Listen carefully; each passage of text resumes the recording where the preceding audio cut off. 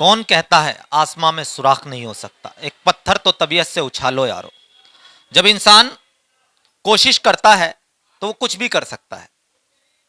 आज हम बात करेंगे एक ऐसे इंसान के बारे में जिसने अपनी शुरुआत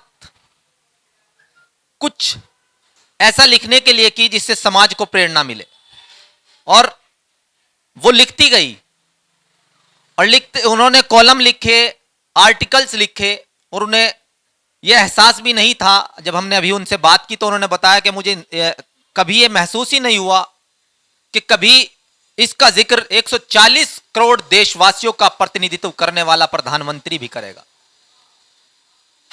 जी हां, हमारे देश के प्रधानमंत्री नरेंद्र मोदी, जो कि मन की बात देश के नाम संबोधन करते हैं, उसमें मुजफ्फरनगर के एक इंटर कॉलेज, जैन कन्या इंटर कॉलेज की प्रधानाचार्य डॉक्टर कंचन प्रभा शुक्ला, उनका जिक्र उन्होंने अपने संबोधन में किया।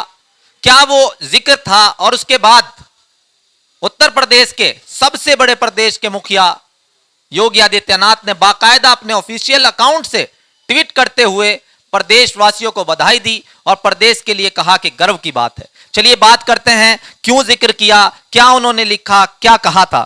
बहुत बहुत स्वागत है इंडिया प्लस न्यूज में आप। थैंक यू मैम, आपने क्या लिखा था, क्या वो आर्टिकल था जिसके बारे में प्रधानमंत्री जी ने मन की बात में अपने संबोधन में कहा? मैं अक्सर अपने अकाउंट्स में बहुत महान लोग हैं जिनको मैं चाहती हूं कि मैं उनसे जुड़ूं और उनसे जीवन में सीखूं। तो मैं माननीय प्रधानमंत्री महोदय के अकाउंट से भी जुड़ी हुई हूं और बहुत सारे इश्यूज़ पे मैं पहले से ही बचपन से अपने विद्यार्थी जीवन से लिखती रही। और चूँकि मैं शिक्षा के क्षेत्र में हूँ तो विचारों को एक्सप्रेस करने में मुझे आनंद आता है और अपने विचारों को भेजने में। तो इसलिए मैंने कुछ इश्यूज़ पे वहाँ पर मैं लगातार लिखती हूँ। करीब 1.25 महीने पहले मैंने स्वच्छता अभियान पर, क्योंकि लगातार हमारे इतने बड़े लोकतंत्र के प्रधानमंत्री जैसा व्यक्तित्व और माननीय मुख्यमंत्री जैसा व्यक्तित्व हमारा आह्वान करता है कि आप अपने आप को स्वच्छ रखें, अपने परिसर को स्वच्छ रखें। तो ये एक बहुत बड़ी बात है उनके लिए और हमारे लिए एक ये बहुत ही विचारणीय बात भी है कि एक नागरिक के रूप में हम वो कुछ नहीं कर पा रहे जिसके कारण हमारे प्रधानमंत्री और हमारे मुख्यमंत्री को इसका आह्वान करना पड़ता है। और ये कितनी छोटी हमारे जीवन का पक्ष है कि हम अपने दैनिक जीवन में आसपास के परिसर को या अपने समाज को या अपने देश को पूर्ण रूप से स्वच्छ रखें। तो इस विषय पर मैंने लगभग उनको, मुझे याद है कि मैंने करीब 1.5 पेज का एक लंबा सा कॉलम लिखा और उनको प्रार्थना के साथ में भेजा। क्या क्या लिखा था मैम, क्या कोट किया है उन्होंने? मैंने यही विचार दिए कि ये हमारा मसला है और अगर हम इसको चाहते हैं कि वाकई स्वच्छता देश के अंदर, समाज के अंदर ठीक उसी तरह दिखाई पड़े जैसे विश्व के अन्य देशों में दिखाई पड़ती है, तो हमारे प्रत्येक नागरिक के अंदर ये भाव होना चाहिए कि हमारी इस देश और हमारे समाज के प्रति ये जिम्मेदारी है कि हम अपने देश को, अपने परिवेश को, अपने समाज को स्वच्छ रखें। ये बात मैं अपने प्रधानाचार्य के रूप में अपनी छात्राओं को भी मैं प्रतिदिन बताती हूँ मॉर्निंग असेंबली में कि हमारे अपने कर्तव्य क्या हैं, इन पर ध्यान देना हमारा बहुत आवश्यक है। तो मैंने उनको कहा कि जैसे हम जहाँ पर रहते हैं, हमारे आवास के बाहर जो स्थान है, चाहे वो सड़क है, चाहे वो बहुत बड़ी मेन सड़क ही, हाईवे ही क्यों नहीं है, लेकिन उस हाईवे को भी हमें ही स्वच्छ रखना है। ये कोई बाहर का व्यक्ति नहीं आएगा। जैसे हम भोजन करते हैं और भोजन के साथ में बहुत सारा कूड़ा निकालते हैं, अगर हम अपना कूड़ा निकालते हैं तो उसको स्वच्छ रखने की जिम्मेदारी भी प्रत्येक एक व्यक्ति नागरिक की है। यहाँ पर 1 अरब 40 करोड़ के लोग यहाँ पर रहते हैं। अगर हमारे माननीय लोग जो हमारे देश को चला रहे हैं, आंतरिक नीतियों को बनाने में उनका बहुत बड़ा समय और उनकी जो विचार हैं, उनके जो क्षमताएं हैं वो खर्च हो रही हैं, तो प्रत्येक नागरिक का अपना ये कर्तव्य है कि छोटी छोटी बातों को वो स्वयं संभाले। अक्सर देखा है, बातचीत करते हुए हम कह देते हैं कि विदेशों में सफाई रहती है, विदेशों में ऐसा है वैसा है। वहाँ के जो मॉडल्स हैं उनकी क्या नीतियां हैं जो यहाँ पर लागू होनी चाहिए और किस तरीके से हम उनको सही से लागू कर सकते हैं? जी, ठीक उसी नीति पर मैंने एक्चुअली उनको अपने विचार दिए थे कि ये प्रत्येक नागरिक के ऊपर, चाहे आप उसमें कहीं कोई सख्त कानून के रूप में उसे प्रारंभ किया जाए, लेकिन उसके बाद क्या है, जब तक हम नागरिक मूल्यों को प्रत्येक नागरिक के अंदर आत्मसात हम करते हुए नहीं देखेंगे, तब तक हम अपने मिशन में सफल नहीं हो पाएंगे। क्योंकि हमारे अंदर ये जागरूकता आनी है कि हम, जैसे विदेशों में होता है कि हमें अपने आप साफ रखना है। आप देखिए वहाँ पर किसी भी व्यक्ति को आप किसी बाहर के स्थान पर, पब्लिक प्लेस में, रोड में, या जो उनके रेलवेज हैं, पोस्ट ऑफिसेज हैं, कहीं पर भी इस तरह का कूड़ा फेंकते हुए, या जो है कि कोई देख नहीं रहा है फिर भी नहीं फेंकते हैं, फेंकते हुए नहीं देखेंगे। लेकिन हमारे यहाँ ऐसा बिल्कुल नहीं होता है और हम लगातार देखते हैं कि वो हम लोग इसको बहुत स्वेच्छाचारी तरीके से। अच्छा मैडम, देखा गया है कि आज जब 21वीं सदी में लोग बड़े बड़े यांत्रिक और वैज्ञानिक के रूप में स्थापित हो रहे हैं, आज ये बड़ी दुर्भाग्य की बात है कि हमें लोगों को एडवर्टाइज के माध्यम से बताना पड़ता है, खुले में शौच की प्रथा करें समाप्त। तो कैसे हम आगे बढ़ सकते हैं इस दिशा में?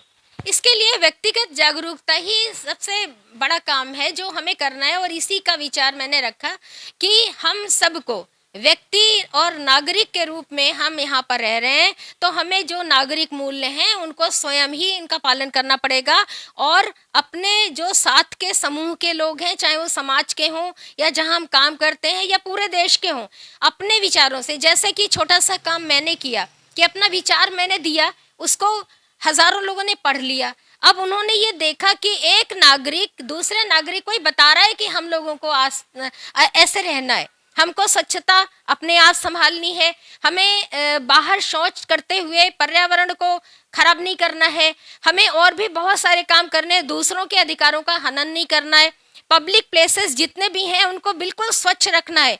कई बार अगर ऐसा भी करने का प्रयास करें कि हम, अगर कोई दूसरा व्यक्ति उसको गंदा कर रहा है तो उसी के सामने उसको स्वच्छ करने लग जाएं।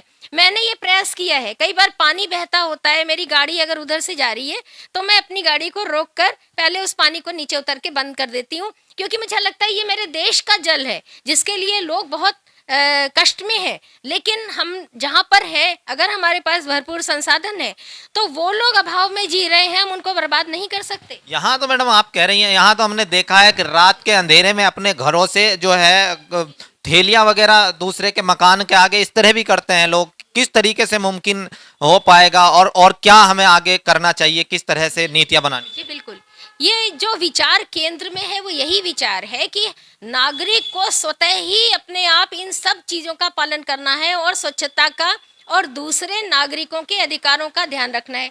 अब ये आए कैसे, ये एक बहुत बड़ा प्रश्न है, क्योंकि बहुत पढ़े लिखे शिक्षाविद लोग भी ऐसे काम करते हैं जो या तो कानून के खिलाफ होते हैं या समाज और देश के हित में नहीं होते। इसके लिए मैं एक टीचर के रूप में, एक प्रधानाचार्य के रूप में, मैं इस जिम्मेदारी को स्वीकार करती हूँ कि किसी भी विद्यालय में यदि हम बच्चों को शारीरिक रूप से बड़ा करते हुए देखते हैं, उनको तमाम तरह के विषयों का अध्ययन करवाते हुए उनका विकास करते हैं, तो हमें इन गुणों का विकास भी करने की जिम्मेदारी हमारी है। और ये कार्य मैं अपने विद्यालय में कर रही हूँ। प्रातःकालीन सभा में हमारे प्रत्येक विद्यालय में, जैसे हम चाहते हैं कि इसका वहन किया जाए कि वहाँ के छात्राओं को, वहाँ के छात्र, यानी कि बच्चों को ये इस विद्यालयों में बताया जाए। मेरा आपसे अंतिम प्रश्न है, क्या कहना चाहेंगे प्रधानमंत्री जी, किस तरह शुक्रिया अदा करना चाहेंगे क्या? और योगी जी ने भी जिक्र, मेरे पास शब्द नहीं है अपने इतने महान प्रधानमंत्री के को धन्यवाद देने के, और मैं कृतज्ञ हूँ उनकी कि मेरे जैसे बहुत छोटा सा नागरिक, जो एक छोटा सा प्रधानाचार्य टीचर है, उसकी विचार को उन्होंने पढ़ा और इतना समय निकाला कि उसको उन्होंने कहीं ना कहीं मंथन किया, और एक ऐसे समय में जो सीमित उनका संबोधन होता है उसमें उन्होंने उसको स्थान दिया, उसको कोट किया। तो मेरे लिए तो ये इतना महान व्यक्तित्व तो इतना बड़प्पन दिखा सकता है, इसके लिए मेरे पास शब्द नहीं है। मैं उनकी बहुत कृतज्ञ हूँ, लेकिन इन शब्दों से मुझे जीवन पर्यंत ये प्रोत्साहन जरूर मिला है कि मैं अपने इस जो दिशा की तरफ मैं जा रही हूँ कि मेरा समाज बहुत सुंदर, स्वच्छ और समरस रहे, शांतिपूर्ण रहे और हमारा देश अखंड और शांतिपूर्ण और समरस रहे। इसके लिए मैं अपनी अंतिम सांस तक प्रयास करूंगी। यह प्रेरणा मुझे जरूर माननीय प्रधानमंत्री जी के अपने मन की बात में मेरे विचारों को कोट करने से मुझे प्राप्त हुई है। इसका मैं संकल्प लेती हूँ। धन्यवाद मैम हमसे बात करने के लिए। विचारों को आपने सुना, इन्होंने लिखा, प्रधानमंत्री जी ने उसका जिक्र किया, लेकिन बात ये नहीं है कि इन्होंने लिख दिया, प्रधानमंत्री ने जिक्र कर दिया, बात खत्म। बात यह है जब तक हम अप्लाई नहीं करेंगे। हमने देखा है कि सार्वजनिक स्थानों पर गुटखा खा के पिचकारी मार दी। क्या कर रहे हैं हम? दूसरा पड़ोसी हमारा घर साफ नहीं करना आएगा। अगर आप चाहते हैं जैसे आप अपने शरीर की सफाई स्वयं रखते हैं, ऐसे ही देश की सफाई रखनी होगी। और लगातार जिस तरीके से प्रधानमंत्री जी ने इनका जिक्र किया है, आप भी लिखते रहें। और जरूर अगर आप अच्छा लिख रहे हैं तो कोई ना कोई व्यक्ति जो पूरे देश जिसको सुनता है उस तक आपकी बात पहुंचेगी। और ये एक दिशा है कि अगर आप अच्छा लिखते हैं तो कोई ना कोई इसको पढ़ता है और अपना लिखना जारी रखें। आज के समय में जब इंटरनेट का इतना बड़ा जाल है, दुनिया लिखती है, उसमें अगर आप अच्छा लिख रहे हैं उसको जरूर लोग मानते हैं, उसका जिक्र करते हैं। इंडिया प्लस न्यूज ने प्रयास किया है इनके विचार आप तक पहुंचाने का, और इनका जो लेख रहा उसके लिए मैं एक बार विनम्र बधाई देता हूं अंत में। और इसी तरीके से हम प्रयास करते रहेंगे कि जो भी अच्छा कर रहा है जिस क्षेत्र में, हम उसके पास जाएं, उसके विचार आप तक पहुंचाएं। बस इन विचारों को आगे बढ़ाते रहें और इंडिया प्लस न्यूज की अपील के सफाई का विशेष ध्यान रखें। मैं अपने साथी राजू नयाल के साथ, India plus news, Muzaffarnagar. India plus news, सिर्फ वही जो सही।